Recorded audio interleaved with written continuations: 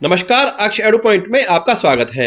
इस वीडियो में हम हिंदी के कुछ महत्वपूर्ण प्रश्न लेकर आए हैं जो विभिन्न परीक्षाओं में बार बार पूछे जाते हैं और आपके यूपी टेट के लिए बेहद महत्वपूर्ण है। वीडियो शुरू करने से पहले आप सभी से मेरा निवेदन है कि आप वीडियो को लाइक कर दें। वीडियो के लाइक करने से हमारा मनोबल बढ़ता है और यह वीडियो उन लोगों तक पहुंच जाएगा जिन्हें इस वीडियो की जरूरत है। चलो शुरू करते हैं आज की क्लास। आज की क्लास का पहला प्रश्न है, यौगिक शब्द कौन सा है? अब देखिए, सबसे पहले जानते हैं कि यौगिक शब्द होते कौन से हैं। यौगिक शब्द वो शब्द होते हैं अगर किसी शब्द को बीच में से तोड़ दिया जाए तो दो अलग अलग सार्थक शब्द बनेंगे। जैसे विद्यालय, विद्यालय को अगर तोड़ दिया जाए तो विद्या प्लस आलय। अब विद्या का अपना एक सार्थक अर्थ है और आलय का अपना सार्थक अर्थ है। विद्या आप जानते ही हो, पढ़ाई को कहते हैं, आलय मतलब घर। इसी प्रकार से गृह कार्य, गृह कार्य को अगर तोड़ दिया जाए बीच में से तो गृह अलग और कार्य अलग। गृह का मतलब आप जानते ही घर होता है और कार्य मतलब काम। इसी प्रकार से डाकघर, डाकघर को अगर बीच में से तोड़ दिया तो डाक अलग और घर अलग, ठीक है, दोनों का सार्थक अर्थ बनेगा। इसी प्रकार से इसमें दिया हुआ है ऑप्शन में पाठशाला, पाठशाला को अगर बीच में से तोड़ दिया जाए तो पाठ प्लस शाला। पाठ आप जानते हैं लेसन को बोलते हैं अंग्रेजी में, और शाला मीन्स घर, ठीक है। तो इसमें जो आपका ऑप्शन ख सही होगा, दूसरे नंबर का ये होगा इसमें यौगिक शब्द, ठीक है, बाकी इसमें नहीं है। आगे बढ़ो। निम्नलिखित में विकारी शब्द कौन सा है? अब देखिए, विकारी शब्द कौन से होते हैं पहले ही जान लेते हैं। विकारी शब्द वे शब्द जो लिंग वचन कारक समय पुरुष के साथ परिवर्तित हो जाते हैं। अगर सीधी भाषा में कहें तो संज्ञा, सर्वनाम, क्रिया और विशेषण, ठीक है, ये क्या होते हैं? विकारी शब्द। ये लिंग वचन कारक समय काल पुरुष के साथ परिवर्तित होते रहते हैं। सीधी सीधी भाषा में अगर कोई शब्द आपको ऑप्शन में संज्ञा दिख रहा है, सर्वनाम दिख रहा है, क्रिया दिख रहा है, विशेषण दिख रहा है और उन्होंने विकारी शब्द पूछा है, ठीक है, तो उसी पे आपको टिक कर देना है। तो आप देखेंगे इसमें जो ऑप्शन घ है, चौथा ऑप्शन मनुष्य, ये एक संज्ञा है, ठीक है, तो इसमें ये वाला ऑप्शन सही होगा। आगे बढ़ो। परीक्षा शब्द निम्नलिखित वर्गों में से किस वर्ग में आता है? तो परीक्षा है, इसमें आप ऑप्शन देख लीजिए। तो इसमें पहला वाला जो ऑप्शन है तत्सम, ये होगा। तत्सम शब्द कौन से होते हैं? जो संस्कृत से सीधे सीधे हिंदी में आ गए हैं उन्हें बोलते हैं तत्सम शब्द, ठीक है, तो यहाँ पर ऑप्शन ए सही होगा, के, ये वाला।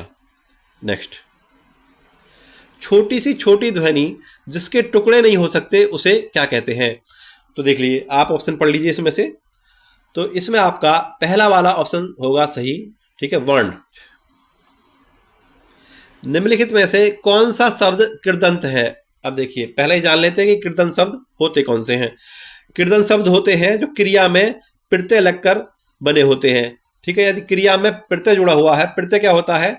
एक ऐसा शब्दांश जो किसी शब्द के पीछे जुड़कर उसका अर्थ बदलता, उसे कहते हैं प्रत्यय, ठीक है। तो अगर क्रिया में प्रत्यय जुड़ा हुआ है तो वो कहलाएगा कृदंत। का ऑप्शन इसमें दूसरा वाला दिया हुआ ख, इसमें दिया हुआ है भिड़ंत। भिड़ंत बना है भिड़ना क्रिया में प्रत्यय लग के, ठीक है, तो ये हो गया आपका कृदंत।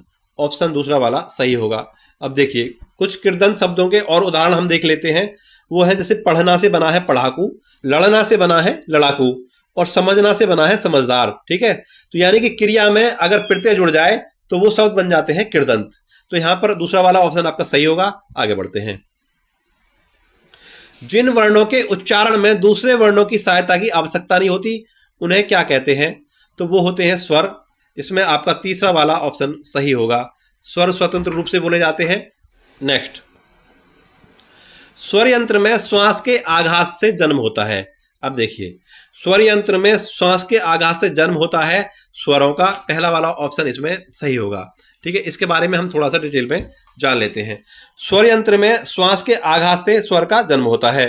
फेफड़ों से निकलने वाली वायु जब स्वर रज्जु से टकराती है तो कंपन पैदा होती है, जिससे प्रारंभिक ध्वनि उत्पन्न होती है। वह प्रारंभिक ध्वनि फिर मुंह में आकर स्वर के रूप में रूपांतरित हो जाती है। इस तरह से स्वर का जन्म होता है। स्वर कौन से होते हैं? हमारी वर्णमाला में जो ऊपर के मात्रा वाले अक्षर होते हैं, ठीक है। आगे बढ़ते हैं। किसी स्वर के उच्चारण में लगने वाले समय को क्या कहते हैं? किसी स्वर के उच्चारण में लगने वाले समय को कहते हैं मात्रा, ठीक है। मात्रा जो होती है वो समय के अनुसार ही होती है। जैसे मान लो हमें छोटी ई की मात्रा बोलनी है तो उसमें समय लगेगा कम, ठीक है, ई, इस तरह से बोल देंगे। यदि बड़ी ई की मात्रा का उच्चारण करना है तो इसमें समय हमें ज्यादा देना पड़ेगा, यानी कि ई, इस तरह से, ठीक है, थोड़ा खींच के बोलना पड़ता है। इस तरह से छोटा ऊ बोल जल्दी से बोल देंगे ऊ, लेकिन बड़ा ऊ बोलना पड़ेगा तो ऊ थोड़ा सा उसमें समय ज़्यादा देना पड़ेगा।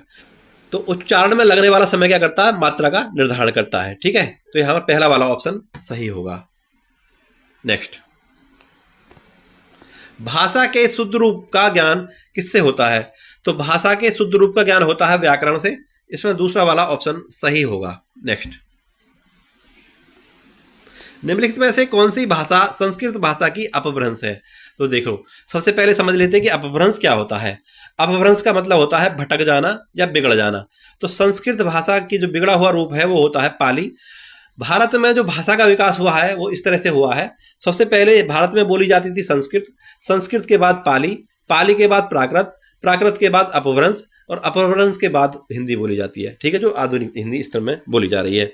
ठीक है, तो यानी संस्कृत भाषा का जो बिगड़ा हुआ रूप था वो पाली, यानी संस्कृत भाषा के बाद कौन सी आई थी? पाली आई थी। इसमें ऑप्शन घ सही होगा। नेक्स्ट, ट वर्ग से संबंधित व्यंजन बताएं। देखिए, अगर आपको वर्णमाला आती होगी तो ये प्रश्न आपके लिए बहुत आसान है।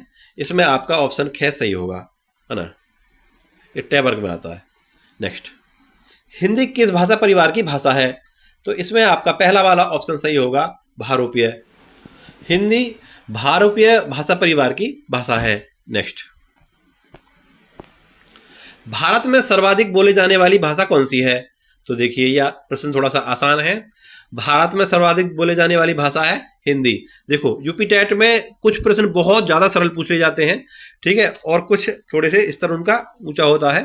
ठीक है, तो हमें सभी तरह के प्रश्न देखने हैं, आसान और कठिन भी। ठीक है, तो इसमें आपका पहला वाला ऑप्शन सही होगा। जब कभी अगर आप आसान प्रश्न गलत कर देते हैं, अगर आपके सामने वो प्रश्न आया ही नहीं है तो उसकी गलत होने की संभावना ज़्यादा रहती है। ठीक है, तो तब वो बहुत ज़्यादा दुख होता है।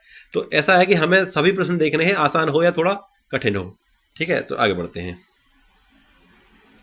हिंदी भाषा का जन्म हुआ है।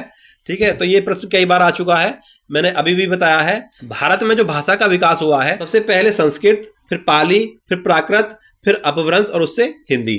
ठीक है, इस तरह से हिंदी भाषा का जन्म हुआ है। तो यहाँ पर आपका ऑप्शन कैसा ही होगा, अपभ्रंश से।